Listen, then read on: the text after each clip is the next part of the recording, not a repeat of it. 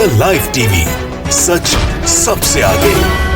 नमस्कार, the live TV देख रहे हैं आप। आपके साथ मैं हूं आदित्य कुमार। बड़ी खबर आपको बता रहे हैं, हरियाणा सरकार किसानों के आगे झुक गई है। किसानों की मांग मानने को तैयार हो गई हरियाणा सरकार और अब फिलहाल धरना समाप्त कर दिया गया किसानों की तरफ से।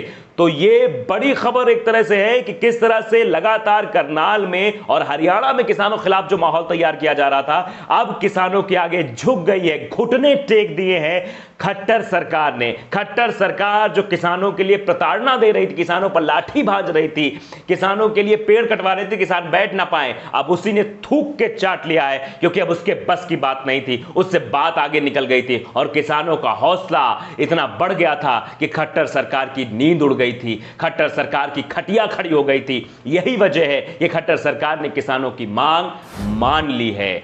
तो अब यहां से यह बात निकलकर सामने आई, अब बची एक तानाशाह सरकार जो बैठी हुई है मोदी जी की। 9 महीने से किसान बैठा हुआ है, अब ये 3 काले कानून भी वापस लेने पड़ेंगे इनको, क्योंकि अब किसानों ने मोर्चेबंदी शुरू कर दी है और वो तब तक नहीं हट रहे जब तक उनकी मांग मांगी नहीं जा रही। चलिए खबर आपको बता दें, करनाल में किसानों का धरना फिलहाल समाप्त कर दिया गया है। सरकार ने 2 मांगे मान ली हैं। एक माह में लाठीचार्ज मामले की जांच करने की बात खट्टर सरकार द्वारा कही जा रही है।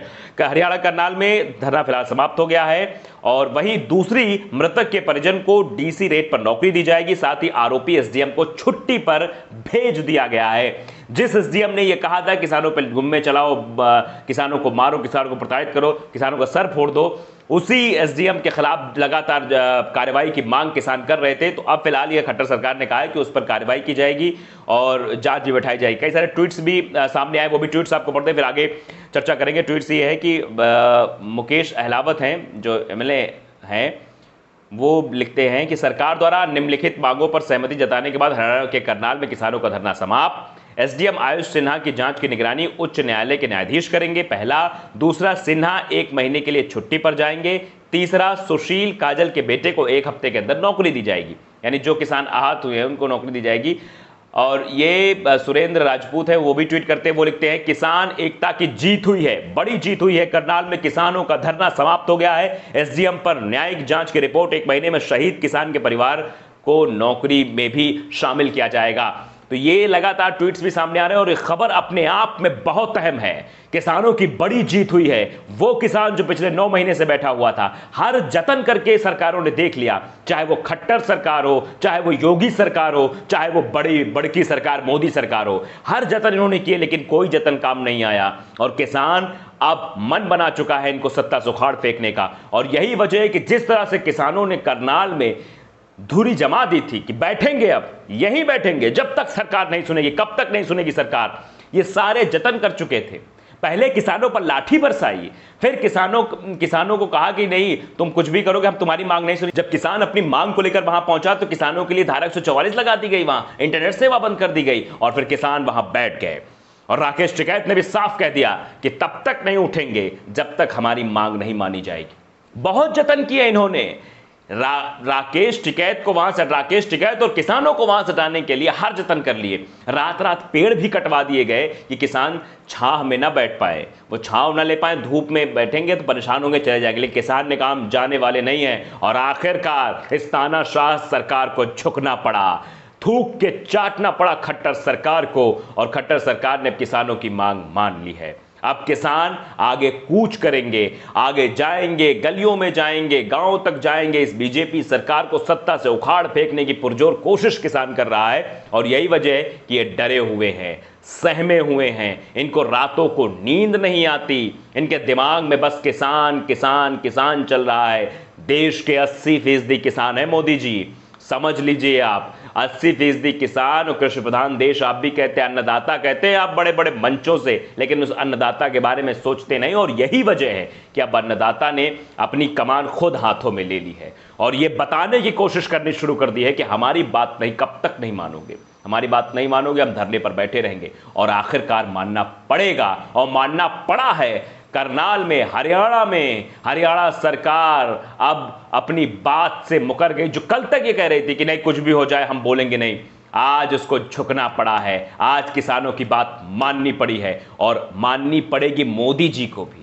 मोदी जी जो अपना अड़ियल रुख अपनाए हुए हैं, जो उद्योगपतियों को फायदा पहुंचाने के लिए चंद उद्योगपतियों से देश नहीं चलता है मोदी जी। चंद उद्योगपतियों को आप फायदा पहुंचा रहे हैं, देश की जनता के बारे में नहीं सोच रहे हैं, देश के किसानों के बारे में नहीं सोच रहे हैं, और देश का किसान सड़कों पर है और लगातार आंदोलनरत है। तो अब आपकी खटिया भी खड़ी करने की तैयारी किसानों ने शुरू कर दी है और जल्द ही किसान बात मनवा के रहेगा। किसान 3 काले कानूनों को वापस करने की बात कर रहा है, वापस कर लीजिए। एमएसपी की गारंटी दे दीजिए, स्वामीनाथन आयोग की सिफारिशों की बात कर लीजिए।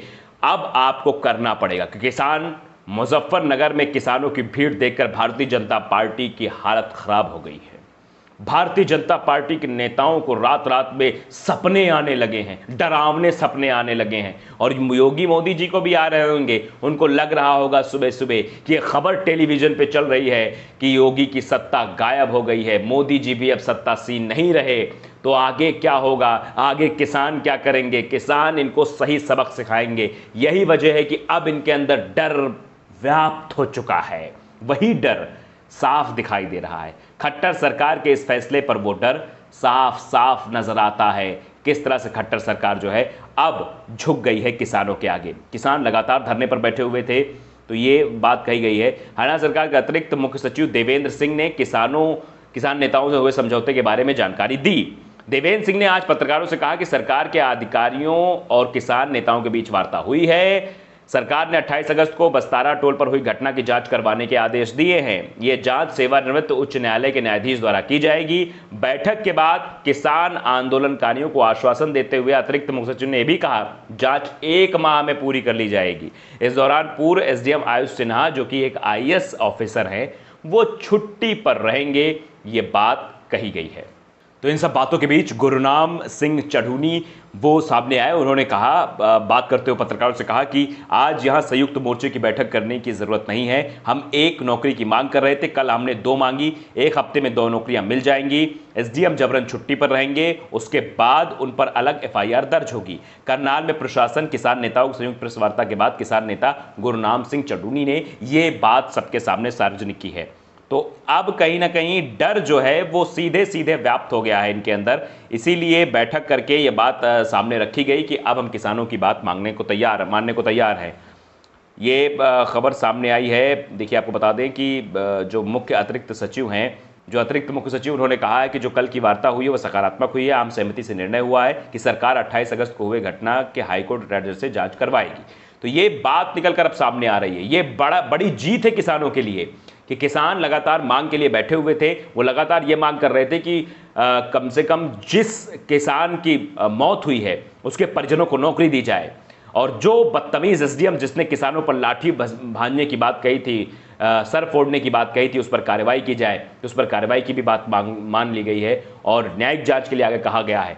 तो अब किसान संतुष्ट दिख रहे हैं, लेकिन अब किसानों का अगला टारगेट है 3 कृषि कानून, एमएसपी की गारंटी, जिसको लेकर लगातार केंद्र सरकार से किसान मांग कर रहे हैं। पिछले 9 महीने से सड़कों पर बैठे हुए हैं।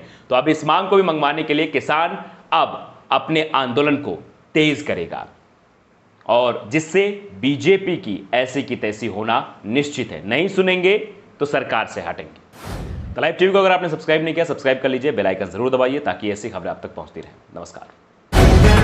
द लाइव टीवी, सच सबसे आगे।